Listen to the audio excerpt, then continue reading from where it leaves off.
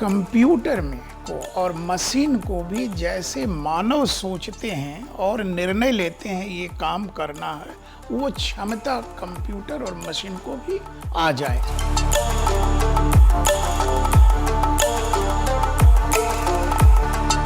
और ये मिसकंसेप्शन है कि कोई नई टेक्नोलॉजी आती है तो लोगों का नौकरी समाप्त हो जाएगा।